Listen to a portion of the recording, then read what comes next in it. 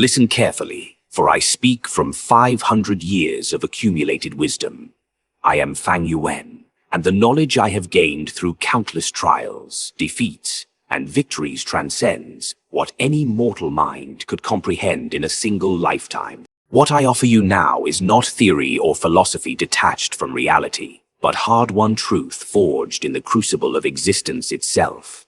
The first truth you must understand is this: adversity is not your enemy. It is your greatest teacher, your most valuable resource, your ultimate forge. Every obstacle you face, every hardship you endure, every failure you experience, these are opportunities for growth that comfortable circumstances can never provide. Most people spend their lives avoiding difficulty, seeking the path of least resistance. In doing so, they ensure their own mediocrity. Consider the nature of strength itself. How is a muscle built? Through stress, through resistance, through being pushed beyond its current capacity until it tears and rebuilds stronger. Your mind works identically. Your will operates by the same principle. Comfort builds nothing. Ease creates only weakness disguised as contentment. If you wish to become truly formidable, you must actively seek challenges that push you beyond your current limits. This is not motivational rhetoric, but biological and psychological fact. Your brain literally rewires itself in response to challenges. Your neural pathways strengthen through repeated difficult tasks. Your mental resilience grows through exposure to stress. This process is called neuroplasticity, and it operates according to the same fundamental principle as muscle growth. Use it or lose it, stress it or stagnate. Throughout my 500 years, I have deliberately placed myself in situations that would break ordinary people. Not out of masochism or stupidity, but because I understand that extraordinary capability requires extraordinary forging. A sword that has never been tested may look impressive, but it will shatter at the first real impact. A cultivator who has never faced true adversity will crumble when circumstances become genuinely difficult. You must adopt this same mentality. Stop avoiding difficulty. Stop choosing the comfortable path whenever options present themselves. Instead, deliberately select challenges that scare you, that seem beyond your current capacity. This is how you expand that capacity.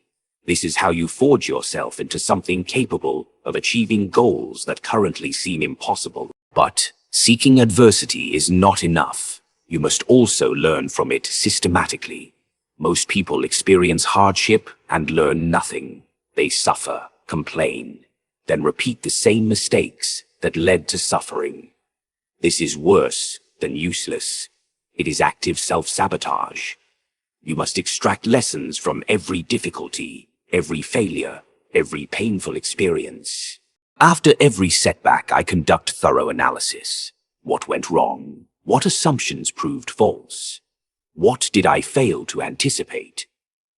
Where were my strategies inadequate? I dissect failures with clinical precision, extracting every possible lesson. This transforms defeat from pure loss into valuable data that improves future performance. You must develop this same analytical approach to your own experiences.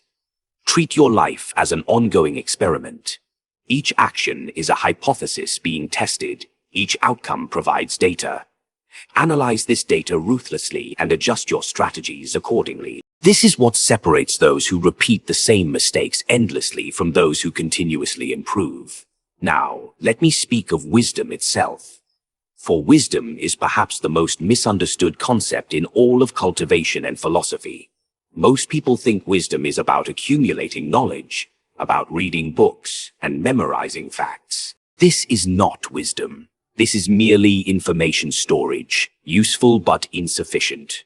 True wisdom is the ability to make correct decisions under conditions of uncertainty and pressure. It is understanding which information matters and which is distraction. It is seeing patterns others miss, anticipating consequences others fail to foresee, and acting effectively based on incomplete knowledge, because complete knowledge is never available. Wisdom cannot be taught directly. It can only be developed through experience, through making decisions and facing their consequences, through learning what works and what doesn't in real situations. This is why adversity is essential. It provides the conditions under which wisdom develops. Easy circumstances teach you nothing about making difficult decisions under pressure. In the legend of Renzu, the primordial ancestor, there is a profound lesson about wisdom. When Renzu possessed the wisdom Giyu, he could think and reflect, accumulate experience, and find that wisdom was often more effective than raw strength. But eventually, age claimed him and the wisdom Gu departed, for he had given his youth in exchange for its power. This legend reveals something crucial. Wisdom is not free. It requires payment in time, in experience, in the willingness to face difficulty and learn from it. You cannot shortcut the process. You cannot download wisdom like software. You must earn it through lived experience, through making mistakes and learning from them, through facing challenges that force you to think in new ways. I have paid the price of wisdom many times over. 500 years of continuous cultivation, scheming, battling, adapting. Every decade has added layers of understanding that previous decades could not have provided, and I would pay the price again. For wisdom is power of the most valuable kind, power that cannot be stolen, that grows stronger with time rather than weakening, that compounds upon itself endlessly. You too must be willing to pay wisdom's price. This means accepting difficulty. This means making decisions even when outcomes are uncertain. This means learning from failures instead of being destroyed by them. This is the path to genuine wisdom, not the pale imitation found in books, written by those who never truly tested their theories. Let us now examine human nature, for understanding humanity is essential to achieving any goal that involves other people, which is to say, nearly all goals of significance. And the fundamental truth of human nature is this: people are predictable. They think they are unique, complex, mysterious. In reality, they follow patterns as reliable as any natural law. Most humans are driven by a small set of core motivations: survival, reproduction, status, belonging, pleasure, avoiding pain.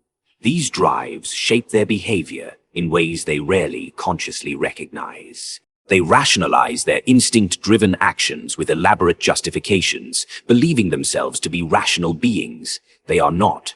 They are biological machines running ancient programming with a thin layer of rationality overlaid. Once you truly internalize this truth, manipulating others becomes trivially easy. You need only identify which drives dominate a particular individual, then create circumstances where serving your interests also satisfies their drives.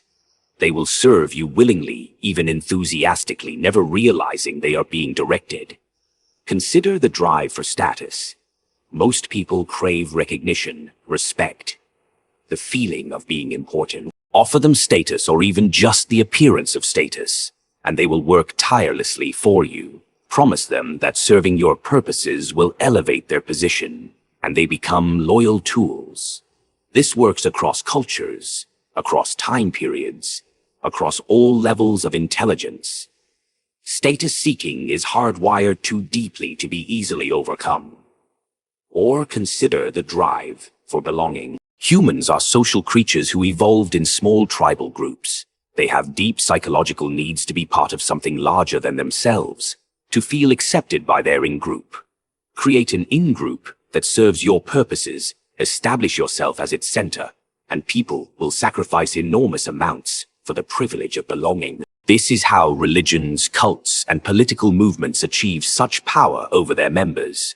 Throughout my 500 years, I have exploited these patterns countless times. I have offered status to the ambitious, belonging to the lonely, pleasure to the hedonistic, safety to the fearful. Each time, the targets responded exactly as predicted, serving my purposes while believing they served their own.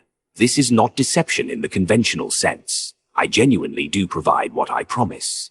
The deception, if any exists, is that they never realize the exchange benefits me far more than it benefits them. You must develop this same understanding of human motivation and behavior. Study people, observe what drives them, notice the gap between what they say motivates them and what actually motivates them, Most people lie constantly to themselves and others about their true motives. Learn to see through these lies to the drives beneath, and you will gain enormous leverage. But understanding others is insufficient without equally deep understanding of yourself. Most people are strangers to themselves, driven by unconscious motivations they never examine. They react rather than choosing, slaves to programming they don't acknowledge. This is perhaps the most dangerous form of ignorance, being controlled by forces within yourself that you don't recognize. I have spent decades engaged in ruthless self-examination. I know every tendency, every bias, every unconscious pattern that shapes my thinking and behavior. I know what triggers emotional reactions. I know which situations impair my judgment. I know when I am most likely to make errors. This self-knowledge allows me to compensate, to override unhelpful programming, to make decisions based on conscious analysis rather than unconscious reaction. You must undertake this same project of self-knowledge. Examine your reactions. Question your assumptions. Notice patterns in your behavior. Ask why you truly want what you claim to want. Most people discover uncomfortable truths through this process. That they don't actually value what they claim to value, that they are driven by motives they would prefer not to acknowledge. But discomfort is infinitely preferable to self-ignorance. Only through understanding yourself can you begin to truly control yourself. And self-control is the foundation of all other forms of power. You cannot effectively control external circumstances if you cannot control your own reactions. You cannot manipulate others effectively if you are being unconsciously manipulated by your own unexamined drives. Let me now address the concept of strategic thinking, for strategy is what separates those who achieve their goals from those who merely work hard and hope for the best. Strategy is thinking multiple steps ahead, anticipating how current actions will shape future circumstances, arranging conditions so that multiple paths lead to favorable outcomes. Most people are purely tactical. They respond to immediate circumstances without considering long-term implications. They see the move in front of them, but not the game being played. This reactive approach ensures that they are always being shaped by circumstances rather than shaping circumstances to their benefit. True strategic thinking operates on multiple timescales simultaneously. You must consider immediate tactics. What action right now best serves your purposes? You must consider medium-term strategy, how to arrange circumstances over weeks or months. And you must consider long-term vision, what you are ultimately building toward, the destination that gives meaning to all intervening steps in my own cultivation journey. I operate constantly on all three levels. Every immediate action is evaluated for how it serves medium-term strategies, which in turn serve my ultimate goal of eternal life. Nothing is wasted. Nothing is random. Every piece connects to larger patterns. Every move advances multiple objectives simultaneously when possible. This requires immense mental discipline. Most people cannot maintain such comprehensive awareness. They become absorbed in immediate concerns, losing sight of larger purposes, or they dream about distant goals while neglecting concrete steps required to reach them. True strategic thinking bridges these scales, keeping all of them in awareness simultaneously. You must develop this capacity through deliberate practice. For every action you consider, ask yourself, how does this serve my immediate needs? How does it position me for medium-term success? How does it advance my ultimate purpose? If an action only serves one of these levels, be very cautious about pursuing it. The most powerful actions serve all three simultaneously. Immediate tactical advantage that establishes strategic positioning that advances ultimate goals. Another crucial aspect of strategic thinking is reversibility. When evaluating possible actions, consider how easily you can undo or reverse course if circumstances change or your strategy proves flawed. Irreversible commitments are dangerous unless you have extraordinary confidence in your analysis. Reversible experiments allow you to test approaches with limited downside. I maintain strategic flexibility by avoiding total commitment to any particular method or alliance. If a strategy works, I continue it. If it fails, I pivot immediately to something else. This requires releasing emotional attachment to particular approaches. Most people become invested in their plans, defending them even when evidence suggests change is needed. This is ego interfering with effectiveness. Abandon ego in strategic thinking. You are not your strategy. Your worth is not tied to whether a particular approach works. You are someone pursuing a goal, and strategies are merely tools for reaching that goal. If a tool breaks or proves inadequate, you discard it without sentiment and select a better one. This emotional detachment is essential for strategic flexibility. Now let us examine the concept of timing, for even perfect strategies fail if implemented at wrong moments. Timing in human affairs operates similarly to timing in cultivation. There are favorable moments and unfavorable moments for any action. Acting at the right time with an adequate plan often succeeds, where acting at the wrong time with a superior plan fails. How do you develop sense of timing? Primarily through observation and pattern recognition. Watch how circumstances develop. Notice which conditions tend to precede which outcomes. Identify cycles and trends. The world operates according to patterns, and these patterns create windows of opportunity that open and close predictably for those who learn to recognize them. In cultivation, there are optimal times for breakthrough attempts when body and spirit are properly aligned. In politics, there are moments when existing power structures are vulnerable to challenge. In commerce, there are moments when markets are receptive to new offerings. Miss these windows and the same effort produces dramatically reduced results. Catch them perfectly and relatively small efforts produce outsized impacts. I have succeeded often not because my strategies were inherently superior to competitors, but because my timing was impeccable. I waited when others acted prematurely. I struck when others hesitated. This sense of timing came from hundreds of years observing how situations develop, learning to read subtle signals that indicate when circumstances are shifting. You can accelerate your development of timing sense through deliberate study. Pick a domain you care about, markets, politics, relationships, whatever engages you. Study its history. Notice patterns. What conditions preceded major shifts? What early signals indicated changes before they became obvious? Train yourself to recognize these patterns, and you begin to develop intuition about timing. But intuition alone is insufficient. You must also cultivate patience to wait for right moments, and decisiveness to act when those moments arrive. Most people have this backwards. They are impulsive when patience serves better, and hesitant when decisiveness is required. This mismatch between action and appropriate timing undermines even sound strategies. I have learned to wait years or even decades for the right moment to implement certain plans. During this waiting period, I prepare continuously, gathering resources, establishing positioning, refining strategies. Then, when the moment arrives, I act with overwhelming force and commitment. This combination of patient preparation and decisive execution is far more effective than constant activity or constant hesitation. Develop both capacities within yourself.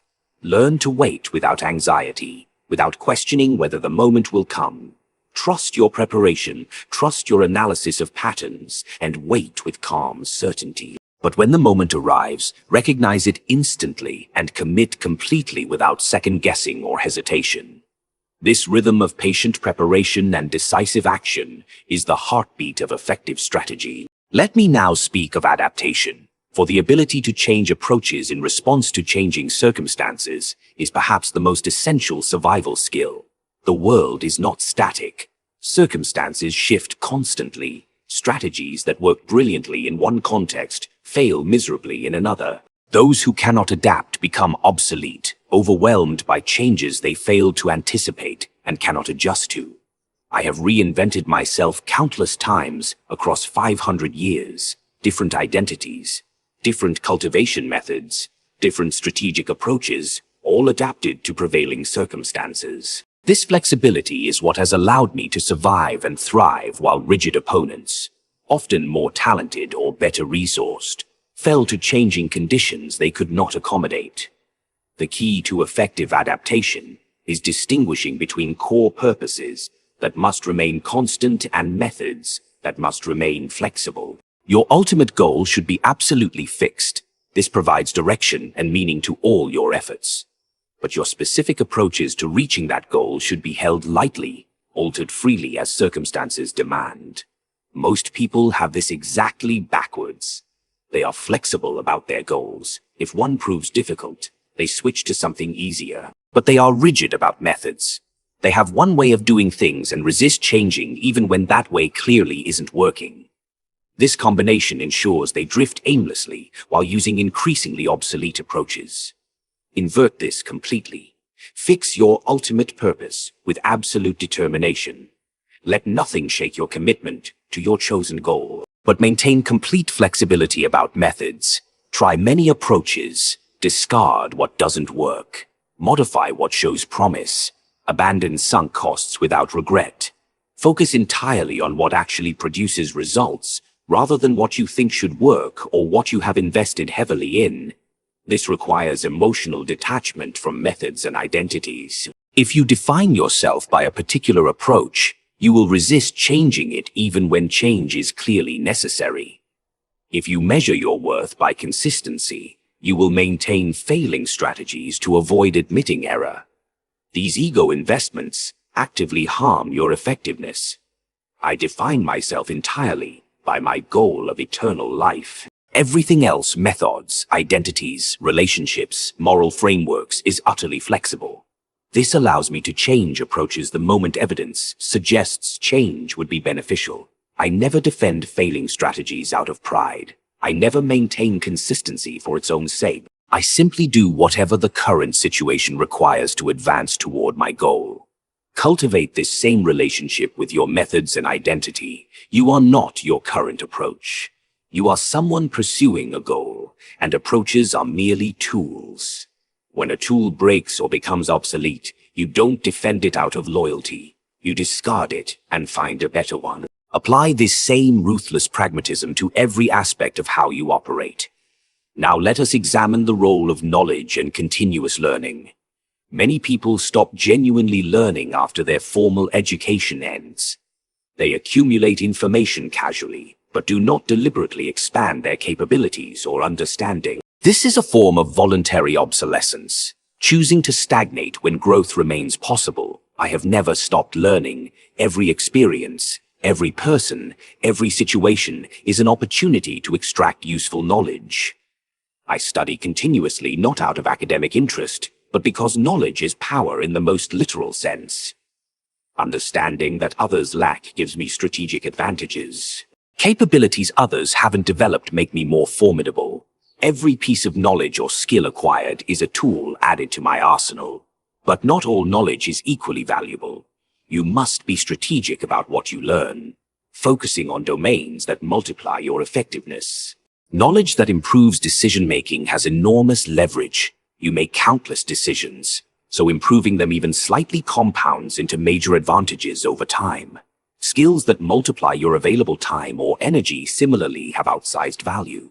I prioritize learning that enhances strategic thinking, understanding of human nature, and cultivation methods, directly serving my goals. I deprioritize knowledge that is merely interesting but not useful. Entertainment information, trivia, things that make you seem educated but don't actually enhance capabilities. These are wastes of the most precious resource you possess, which is time. You must apply similar discrimination to your own learning. Ask constantly, how does knowing this make me more capable of achieving my goals? If the answer is clear and substantial, pursue that knowledge. If the answer is weak or non-existent, discard it regardless of how interesting or impressive it might seem. Optimize for useful over impressive, for applicable over theoretical. Also understand that knowledge from experience is far more valuable than knowledge from instruction. Books can teach you what others learned, which is useful, but direct experience teaches you lessons adapted to your specific circumstances and limitations. Whenever possible, learn by doing rather than only by reading or listening. Test ideas immediately in real situations. This grounds abstract knowledge in practical reality. I learned this early in my second life. All the knowledge from my first 500 years was valuable, but testing that knowledge in new circumstances revealed countless gaps and modifications required. Theory must constantly be checked against practice, updated based on results, refined through application. Otherwise, you are operating on maps that don't match territory. Make this your own practice. Learn voraciously, but test constantly. Treat all knowledge as provisional until proven through experience. Be willing to discard ideas that sound impressive but don't actually work. Prioritize practical capability over theoretical understanding. This keeps your knowledge base grounded, relevant, and maximally useful. Let me address now the uncomfortable topic of ruthlessness. Many people react negatively to this concept, associating it with cruelty or evil. But ruthlessness simply means not being swayed by emotions or sentiments when they conflict with your goals. It means doing what serves your purposes regardless of whether it feels comfortable or gains others' approval. Effective ruthlessness is not mindless cruelty. There is no value in causing unnecessary suffering. But when choices arise between your goals and others' preferences or comfort, you must consistently choose your goals. This sounds obvious stated abstractly, but in practice most people constantly compromise their objectives to avoid others' disapproval or their own discomfort with conflict.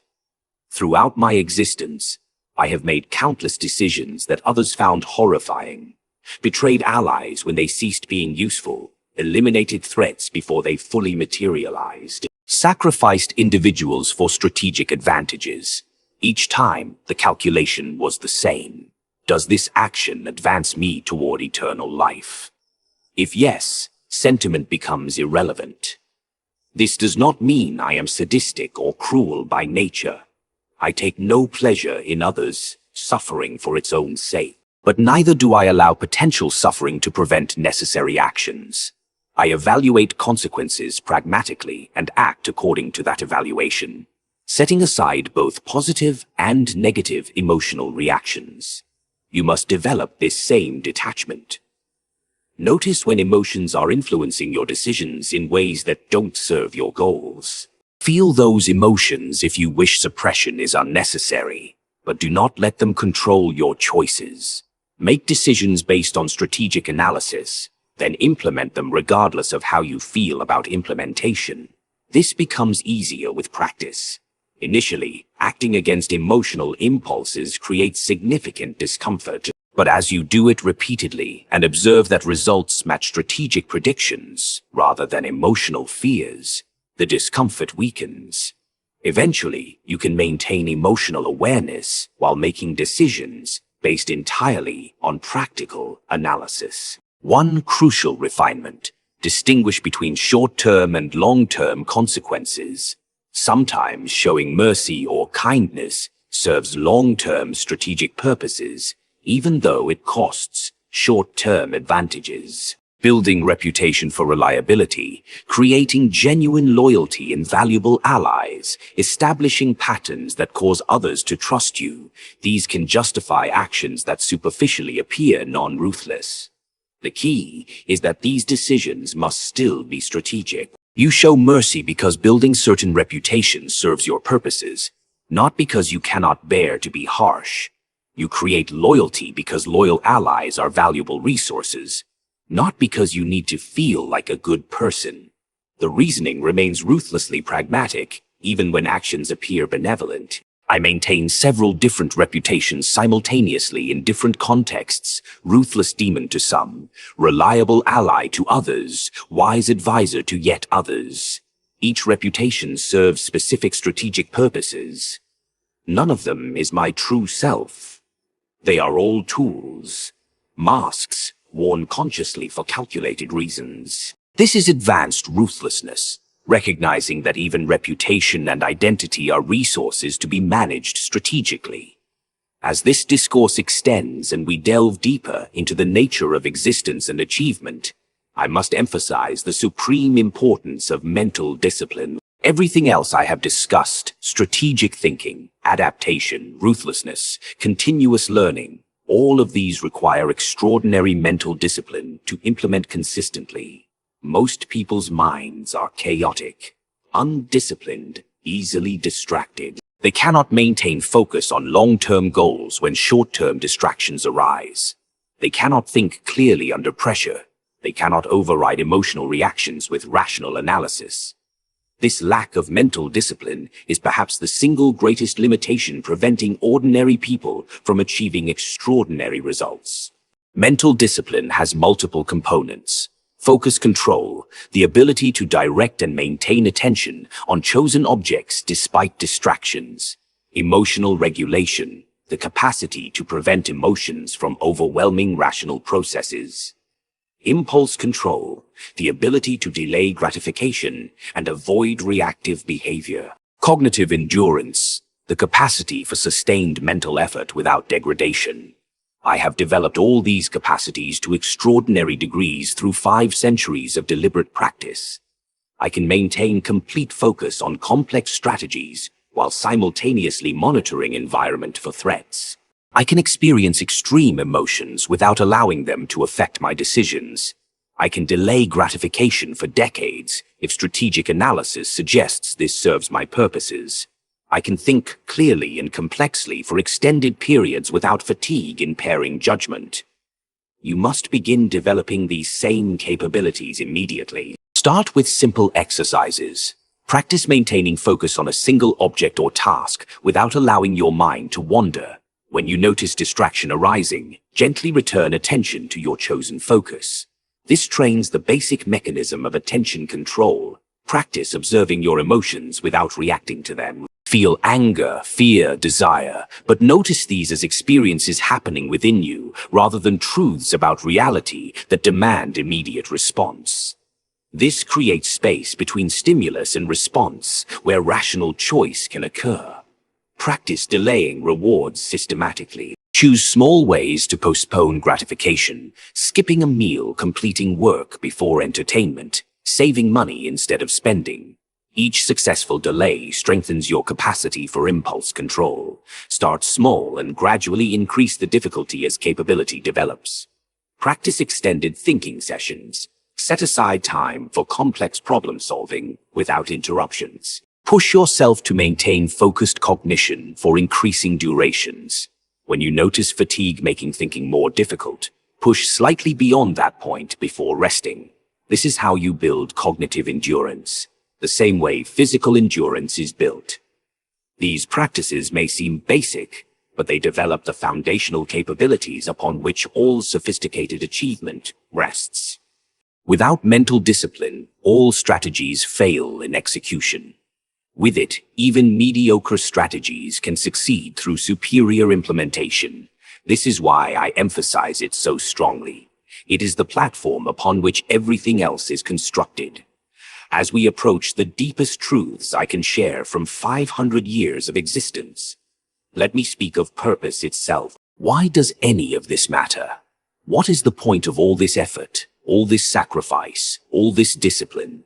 Different people answer this question differently. Many never ask it at all, drifting through life pursuing inherited goals they never consciously chose. But those who would achieve something extraordinary must answer this question explicitly and honestly. Why am I doing this? What makes this goal worth the costs required to achieve it? For me, the answer is eternal life, not as a means to something else, but as an end in itself. The achievement of transcending all normal limitations, of becoming truly invincible, of achieving a state where I am beyond all threats. This is what gives meaning to my existence. The journey itself, with all its challenges and adaptations and victories, is the point. But I do not expect this to resonate with everyone. Your purpose may be entirely different.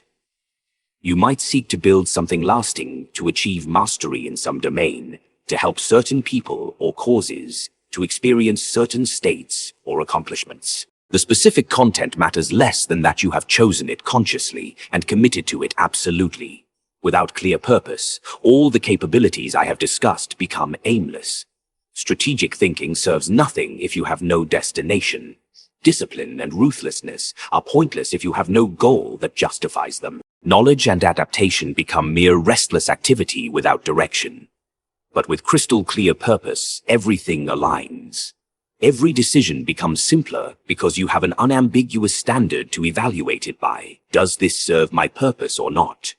Every sacrifice becomes bearable because you understand what you are sacrificing for. Every hardship becomes just another obstacle between you and your chosen destination. So if you have not yet done so, answer this question explicitly. What do I ultimately want? Not what sounds impressive, not what others expect, not what would make me comfortable. What do I actually want enough to sacrifice other things for? What destination would make decades of difficult journey worthwhile? Be completely honest in this examination. Most people lie to themselves about their true priorities. They claim to value one thing while their actual behavior reveals they prioritize something else entirely. Look at how you actually spend time and energy. These reveal your true priorities regardless of what you tell yourself or others. If you discover misalignment between stated goals and actual priorities, you must make a choice. Either acknowledge that your true goal is what you are actually pursuing and embrace that honestly, or change your behavior to align with goals you claim to value. Living in the gap between these claiming to pursue one thing while actually pursuing another is a recipe for dissatisfaction and failure at both. I have perfect alignment between stated purpose and actual behavior. Every action I take serves eternal life in some way, or serves recovery and preparation for actions that will. There is no gap between what I claim to value and what I actually pursue. This alignment eliminates internal conflict and maximizes efficiency. It also provides deep satisfaction, because I am genuinely becoming what I aspire to be. Achieve this same alignment in your own existence. Choose your purpose consciously. Commit to it absolutely. Then organize your entire life around it. Let everything else become secondary and negotiable. This is the path to both effectiveness and authenticity, being genuinely and entirely yourself in pursuit of goals you have consciously chosen. As this night draws toward dawn and my words approach their conclusion, I return to where we began, adversity. Everything I have discussed exists in service of one supreme capability, the ability to face and overcome any obstacle between you and your chosen purpose. You will face adversity. This is not possibility, but certainty. The universe does not give great achievements freely. Every goal worth pursuing will require you to overcome obstacles that seem insurmountable from your current position. The question is not whether adversity will come, but whether you will be destroyed by it or forged stronger through it. Everything I have taught in this discourse, wisdom, strategic thinking, understanding of human nature, and self-adaptation, ruthlessness, learning, discipline, all of these are tools for transforming adversity from threat into resource. When you possess these capabilities, obstacles become interesting problems to solve rather than reasons to quit. I have faced adversity that would have destroyed me permanently if I lacked these tools. Opponents more powerful, circumstances more dire, setbacks more devastating than you can easily imagine. Yet I persist, I adapt, I overcome. Not because I am special or blessed, but because I have spent 500 years developing precisely the capabilities required to transform any adversity into stepping stones. You can develop these same capabilities, not in 500 years, hopefully, but in whatever time you dedicate to deliberate development. Every day you practice strategic thinking, emotional control, ruthless decision-making, adaptation to changing circumstances. Every day of practice adds to your capacity for handling adversity, and you must practice before crisis arrives. Attempting to develop these capabilities, while already overwhelmed by adversity, rarely succeed. But if you build them systematically during relatively stable periods, they are available when genuine crisis arises. This is like building a fortress before war rather than during the siege, infinitely more effective. So begin now, today. Whatever your current circumstances, there are ways to practice these capabilities. Focus your attention, strike distractions. Make difficult decisions based on strategic analysis despite emotional resistance. Learn something useful, adapt some approach that clearly isn't working. Practice delayed gratification in small ways. Each small practice session strengthens you slightly. Thousands of sessions across months and years transform you utterly. This is the path from ordinary capability to extraordinary achievement. Not sudden dramatic transformation, but continuous incremental improvement compounded over sufficient time. I am Fang Yuan. I have walked this path for 500 years. The road ahead remains long, for true eternal life has not yet been achieved. But every adversity I overcome brings me closer. Every adaptation makes me stronger. Every lesson learned increases my capabilities. You can walk a similar path toward whatever goal you have chosen. Not my goal necessarily, but your own chosen purpose pursued with similar totality. The principles are the same regardless of specific destination, clarity of purpose, strategic thinking, continuous adaptation, ruthless prioritization, discipline, learning from adversity. Choose your path. Commit absolutely. Begin walking today.